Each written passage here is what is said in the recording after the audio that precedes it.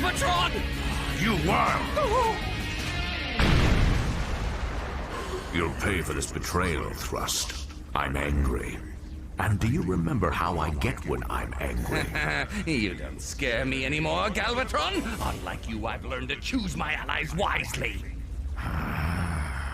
You're nothing but a bad joke. What were you thinking, joining forces with Optimus Prime and the Autobots? He's your enemy, remember? Did you expect me to grovel in front of you? Not likely.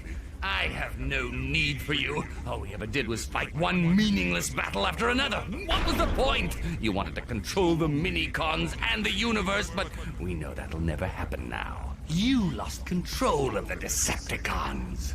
So what kind of a leader does that make you if you can't even manage your own kind? A pretty poor one, if you ask me. Unicron is completely different. He's enormous and totally invincible. And with someone like me to advise him on issues of importance, like which planets to devour and whose solar system to enslave, I see no reason why we shouldn't have a successful partnership. You always did like the sound of your own voice. I can't wait until Unicron blasts you to pieces and I scatter your dust all over the universe!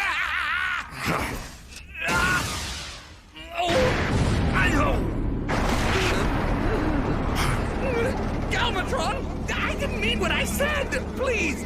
Save me! Please! I have to go meet Optimus Prime. We're going inside Unicron. I'll give you two choices. Either I shoot you here and now, or you free yourself and get out on your own. And if you do, there will be nowhere to hide. Galvatron! You can't just leave me here, please! Thrust, if you dare to have dreams of power, you will be consumed by them.